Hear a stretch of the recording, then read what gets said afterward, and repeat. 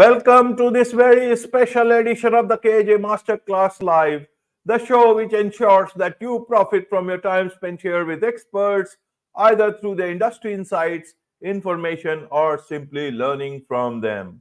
And today we have Keith Bilous. He's an entrepreneur and host of Live in the Lab with Keith Bilous, a daily talk show where he serves as a committed accountability partner guiding business leaders and athletes towards their next big achievements. Welcome to the show, Keith. What's going on, AJ? What's going on? Well, we are having a great time, trying to learn a lot of things about entrepreneurship and personal development from Keith Bilous. And what great thing than to have Keith Bilous himself and also get to learn about his lab. So that's what is going on right now. And so in that aspect, you are welcome to the show. Welcome to India in this online form, Keith.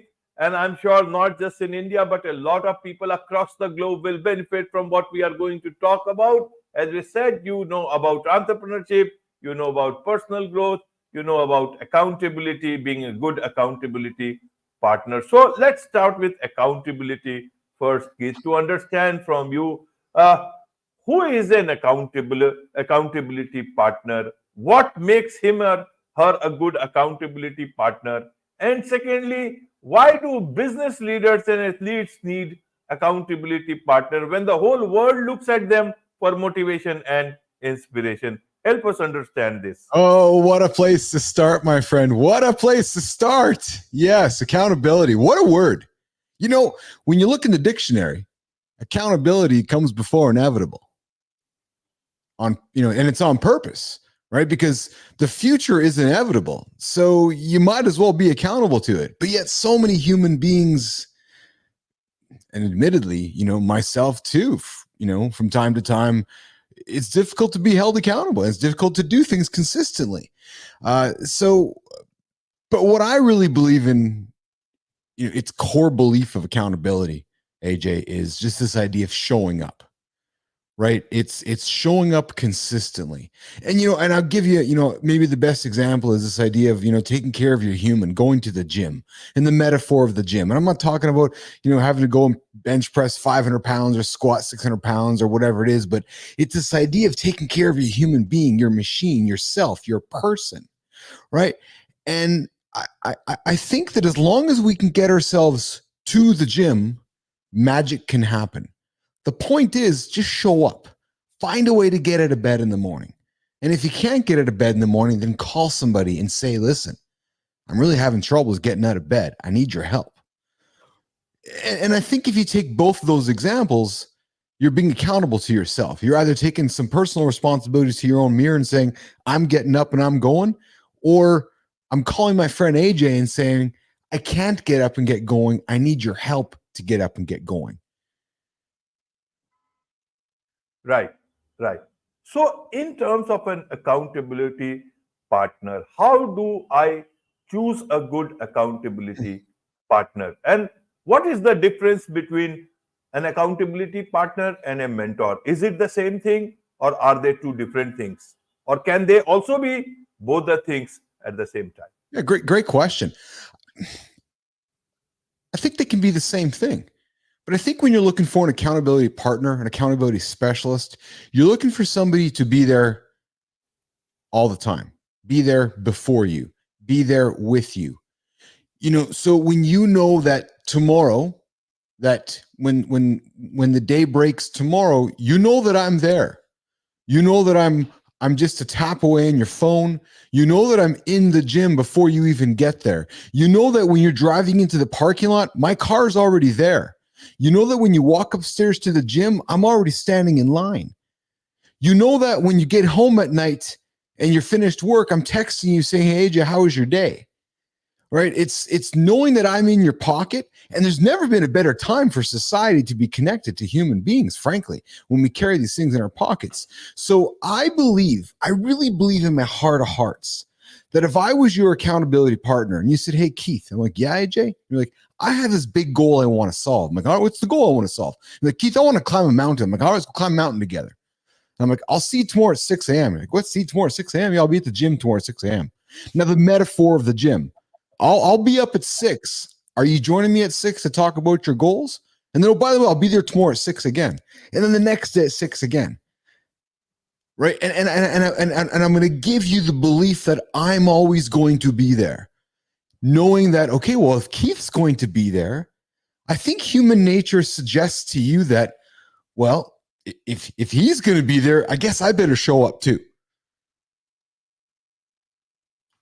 Absolutely. Absolutely. So, how do you find such Sorry? a good accountability partner? Are there any particular ways I can look for one? And how do I look? Where do I look?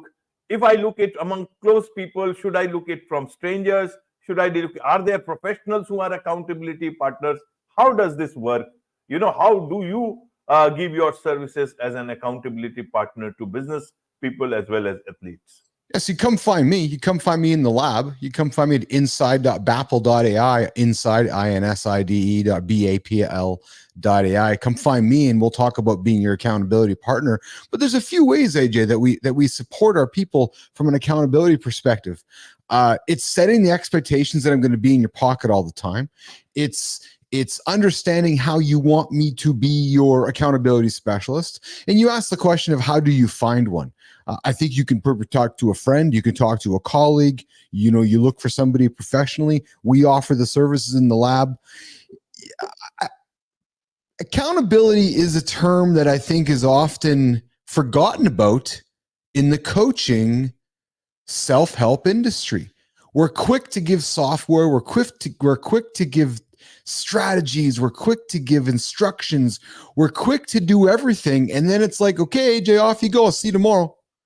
And accountability seems to be the afterthought, which is well, hold on, Keith. You gave me my meal plan. You gave me my fitness plan. You gave me my training plan. Can I call you? Oh, right. No, I got some plans tonight. I'm tied up tomorrow. So can we talk on Wednesday? Well, hold on a second. I'm going to be shopping for groceries tonight and I don't know where to start. And I think that's where the coaching solutions in the marketplace sometimes lose sight of the fact that that big A word, accountability, which is a very intentional word, is a hard word to support, but a very fulfilling word when completed and fulfilled upon. Like helping somebody achieve their goals. Like I'm working with somebody right now that, and I work in blocks of 10. Let me tell you why I work in blocks of 10. Because 10 days is longer than a week, but 10 days is shorter than 2. And if you've been around long enough like I have, like I'm 125 years old, when you've been around as long as I've been, you can kind of see the future. You can kind of look back in history and you can kind of see how it feels. I'm joking a little bit on my age, but my point is that when you take a 100-day goal or a 70-day goal or a 60-day goal and break it up into 10-day blocks, 100 days magically becomes 10 days because anybody can achieve something in 10 days, right? And to me, 10 days gives you the freedom, AJ, to mess up for one of them and still achieve success. What I mean by that is that if I said to you, hey, AJ, yeah, you can go climb a mountain or you can achieve any goal you wanted. If you just showed up 90% of the time, you're thinking, okay, I can show up 90% of the time. All right, let's do it. Here's 10 days, go to work. And I'm going to support you. One day you guys a freebie day. You can kind of come to work or you can take the day off, but it's a freebie day. So now you got a lot of things working to your advantage. You're like, okay, I got 10 days to go to work. Got a freebie day in here. Okay, so out of 10 days, 3 is not that hard. I can get to 3. Now I'm at 3. I got 7 days in front of me plus 1 free one to go in the bank. That's actually only 6 days of work. You start doing the math, 10 days goes by real fast. And the next thing you know, 1 block is done. Then you're on to the next block. Now you're down to 90 days if you're doing 100, right? So it's working backwards. And AJ, when I work with business leaders and athletes, it's often along the ideas of endurance athletes. I believe this, and I'll tell you this. If somebody says to me, hey, Keith, I want to go start, here's something for your entrepreneurs. You want to go start a business? Go climb a mountain or run a marathon first. Save yourself a ton of money and a ton of time. Because if you can't commit to 100-day of a training program to go and run a marathon or climb a mountain, then you can't commit to banging your head against the wall for months and making no money and trying to build a business. So don't even waste your time doing the business part. Go and climb a mountain or run a marathon and train for it first. Don't even try anything else. Right, right. Should everyone have an accountability partner? Do you, as an accountability partner, do you also have an accountability partner? Help us understand this part of an accountability partner. That's a great question. I do. My own mirror and my wife.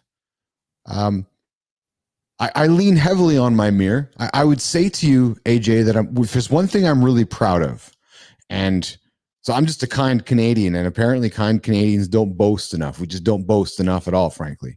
But I'm really proud of the fact that I show up. I show up every single day. I do a daily live talk show like yourself. I show up every single day, even if I have nothing to talk about, and even if I have no guests that show up. But because I have an audience that's relying on this voice, relying on things that I have to say, relying on my words to get them through the day, I show up. So I've learned through my journey in life that my superpower, my secret skill is my ability to show up through everything. And I mean everything.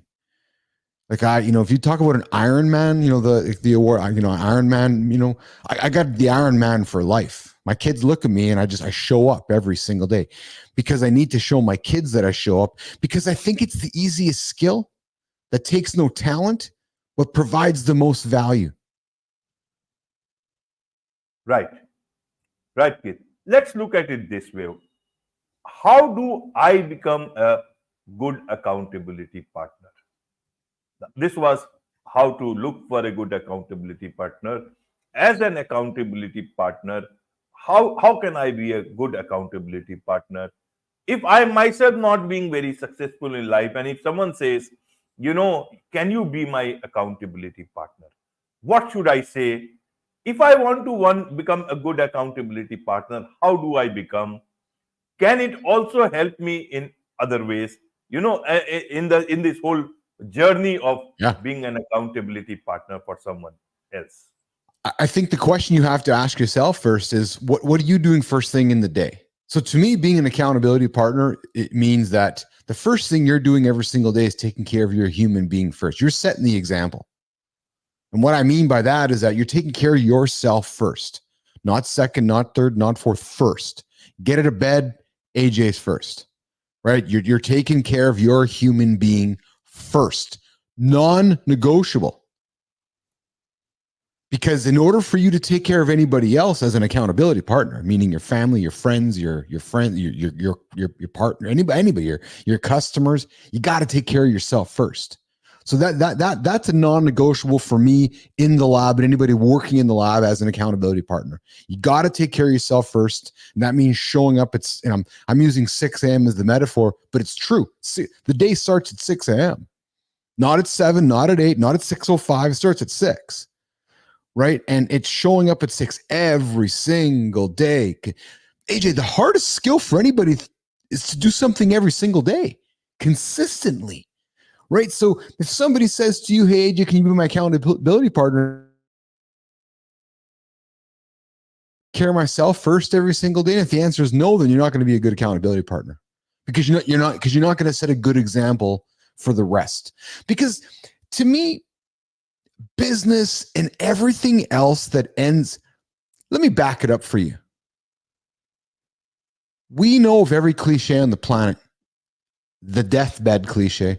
Oh, when I'm on my deathbed, I'm never complaining about how many hours I put in at work. I'm regretful that I didn't spend more time with my family. So if we take that principle that every human being always talks about or laments or regrets and brings it back to what I'm talking about right now, it's that it completes the circle. Because what I'm saying is that your business decisions, anything else in your day is irrelevant if you can't take care of yourself first. Right. Talking of, taking care of ourselves first, even as an accountability partner, how do we keep that distance between your client or your friend or whoever you are an accountability partner? How do you detach yourself from situations, from the success or failure of some person, of someone who you are accountability partner for? How do you do that? How do you do that self care as well as while you are taking care of your client or anyone else? Mm-hmm, mm-hmm. I it's practicing two things: a high level of self awareness, and secondly, giving permission to always begin again, both for the customer and also for yourself.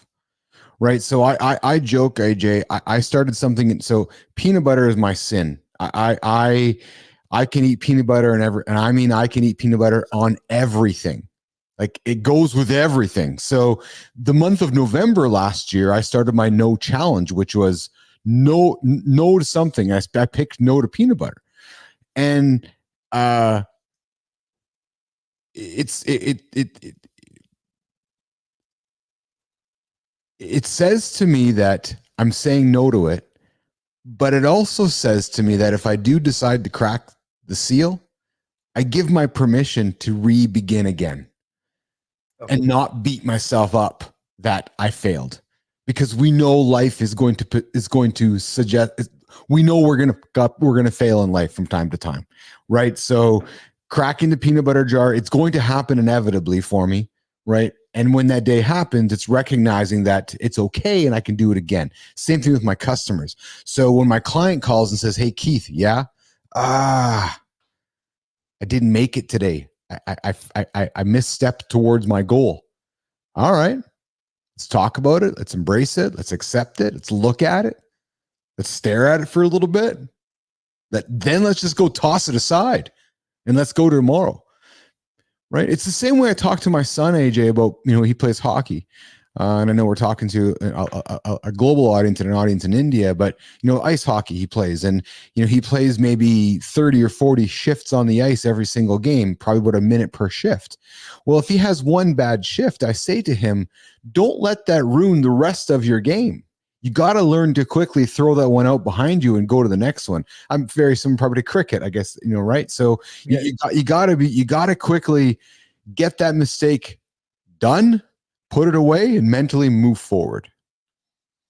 Absolutely. It's the same with podcasting. It's the same with live shows. Not every live show is good. Many a times you make those mistakes. Sometimes, there can be very stupid mistakes or funny mistakes, if you can call it. But if you get stuck to one, then you will never be able to move forward. I guess you know it. Even, I know it. And that is why I guess it's all about learning about whenever something is not going great, we just, be kind to ourselves and you move on Yes. from there. Yeah. I'll tell you, my friend, you said, I give you a lot of props because you're accountable. By you doing a live talk show, and I say this all the time to everybody, like, and my wife said to me over Christmas time, she says, "Do you not feel empowered going live over Christmas time on LinkedIn on your show?" I'm like, "Yeah, I do," because everybody else is recording it. And we both know, AJ, when you record something, there's no accountability there because you can re-record it. You can edit it, you can erase it, you can do it again. When you and I do a live show, and I give you props, when you go live, you are being accountable to your words, to your actions, to the mistakes, and you're showing your audience that you are showing up every single day when you get behind the camera and the microphone. And it takes courage to do it live because most don't. And when you don't do it live, I think it just makes it easier for everybody, and it makes everybody less accountable. Right, right. Thank you for your kind words. The same, you are doing a lot of live show. Help us understand about your live show, live in the lab with Keith Bilous, so that, people know about, get more Yeah. from you through your shows. Thank you, AJ. Yeah, so we do live in the lab noon Central Time. So I guess it's so we go well, I'm going to do some math here. So in about 13 hours from now, I go live. So whatever that is on a time change, but I go live Monday to Friday on LinkedIn, YouTube, X. We go noon Central Time, -6 GMT. So anybody doing the GMT math there, we talk to business leaders, athletes, interesting people. Maybe very similar to your show. It's a long format type interview. I'm a curious fellow who's very curious about the moment behind the moments. I like to find interesting people to have interesting conversations. I like to go down the beaten path of life, and I really believe, AJ, everybody has a story. It's up to guys like yourself and myself to ask those questions, to pull that story out. And when you do, I find often there's magic. So I have great conversations with, like I said, business leaders, athletes, former athletes, interesting people. I had a guy on my show last week, AJ, who we're talking away, and he came on for one thing. And while we're talking, he just let it slip that he used to sell F-18 fighter jets for the U.S. military. And I was like, wait a minute. Did you just say you sold F-18 fighter jets? He's like, yeah. I'm like, all right, well, we're going to talk about that now for the next half an hour because I'm really kind of curious about that. And then the next day I talked to some guy who worked at DARPA, which I'm not sure if you know of DARPA in the United States, but you know, the largest defense agency in the United States, that their whole purpose is to invent new technology to protect the United States. So real, just interesting people. I have Olympians on. I have athletic champions on. We talk about motivation, accountability, interesting stories, good conversation. Absolutely, absolutely. During the conversation, you come to know about the hidden facets about your guests. Like about you, even you founded a company, ICUC Yes. Social, and it is not just you founded a company. You work with great brands: Coca-Cola, Disney, Mastercard, Yes. Starbucks, REI, IBM, and Novartis. How did you manage to not just build a company but also work with these great brands? What is the trick of getting into this big league? What are the things that you can share for a lot of people who are startups, and who are looking at entrepreneurship? What is it that it takes to work with big brands like this? How did you get to work with them? I'll give you some simple tips. Uh, you know, build trust and show up every day. Be relentless. And when we built the business, that's exactly what we did. We showed up every single day. We knocked on doors. We made cold calls.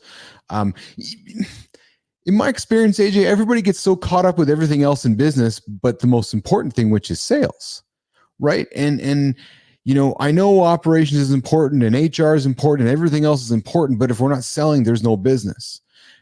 So we placed a high focus on predictable sales, predictable processes. So once we learned how to make $1, we learned how to amplify that $1 to 4, and learned how to turn that 4 into 8, and so forth.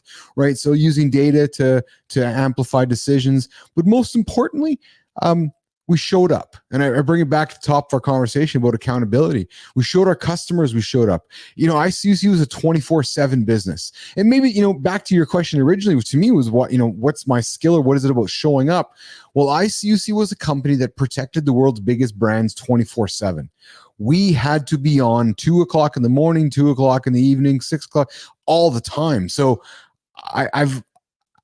my career has been created on showing up for my customers. I've had to be there because because the internet's been on. So that's been my career, frankly. So, and then building that trust. And then once you build that trust, you do everything you can to keep that customer, everything you possibly can, because the cost to get the new one, or the cost to get that one back again, is too prohibitive. So you just do everything you possibly can to keep that customer.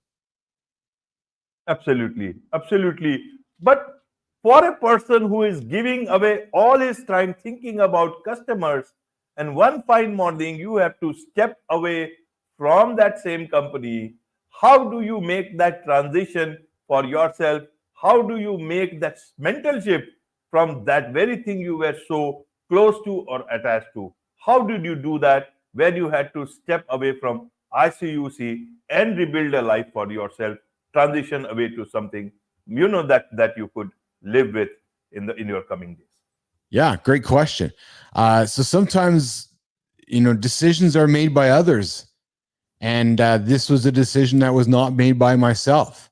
There was a day that the company was, so I sold my company. I built it up. I had a wonderful exit. We sold it for millions and millions and millions and millions of dollars. Changed my life, changed my family's life. We bootstrapped it, so we had no investors. So we had a wonderful exit. I then went on to run the company for 10 years as the CEO. And then one day the company that owned us, and I was very fortunate to have been that CEO for 10 years and working and continuing leading the organization as if it was my own, full autonomy and so forth. But there was a decision one day in February 2021, which was hey, we are going in that direction, and we'd like you to go in that direction. And it was a parting of ways. And I will tell you that at the time it was difficult for me, because it was a company that I had started. Even though I had sold it, it had been a part of my life, been a part of my identity forever. And frankly, being very vulnerable with you right now, it's taken my talk show Live in the Lab to enable me to create my next and my new identity, because it's something that I have actually frankly struggled with, shedding that skin, shedding the past, because it was something that I very much have and did identify with. So it's been a journey for me, frankly. It's been a real journey for me. Right. So herein comes the importance of perseverance, innovation, and human spirit. So what would you like to tell entrepreneurs when you talk about entrepreneurship, when they have to move from one thing to another? How do they, keep this spirit of perseverance, this sense of innovation? What kept you motivated when that point of moving away from the company that you were so attached to happened? Yeah. For me, perseverance leans back into what I don't want to do, or let me rephrase that differently. I've been fortunate to have many experiences in my life. I know what I like, I know what I don't like, and I know what I'm good at, and I know what I'm not good at. And I know that by keeping my head down, by keeping myself focused, by keeping myself accountable to myself, I was able to, put one foot in front of the other. But I will also say, though, that in a tangible way, in a real tangible, tactical gold nugget way for your audience, I went and climbed some mountains. Climbing mountains for me, and I'm not talking about strapping on, like going to climb Mount Everest or climbing some of the mountains in India there. I'm talking about climbing Kilimanjaro. I'm talking about climbing some, mountains where you can just walk with your feet, treks. But what I'm saying to you is the metaphor of climbing a mountain. There's something very powerful physically about moving your feet one in front of the other to the top of a hill, going down the other side of the hill, and then looking back and then not being able to see the other side of the hill because you physically moved your body from one side to the other. You've mentally moved from one side to the other, and you have spent an inordinate amount of hours in your own head going through that entire process. It is a powerful, powerful tactic, I would say, or strategy to use for perseverance, for resilience, for moving forward in life. Absolutely. There is much to learn about life, about entrepreneurship, about accountability, and for that, people may want to connect with you, learn from you directly, also listen to your live show. So, what is the best way for them to connect with you, Keith? Absolutely. Yes. So come find me at inside.bappel.ai. So inside, INSIDE inside.bappel.ai. So inside.bappel.ai. You'll find me there. You'll find me on LinkedIn, Keith Bilous. I'm connected to you now, AJ, on LinkedIn. So if any of your audience is connected to you, you can find me on there. I'm on X as Keith Bilous, and then on our socials across all of the platforms are official Bappel. But most importantly, come find us at inside.bappel.ai. Absolutely. Find Keith, who will help you find a bit more about yourself. Yes. He will be a good accountability partner. With this, it's a wrap on this very special edition of the KAJ Masterclass Live. Thank you so much indeed for joining us. Thank you for having me.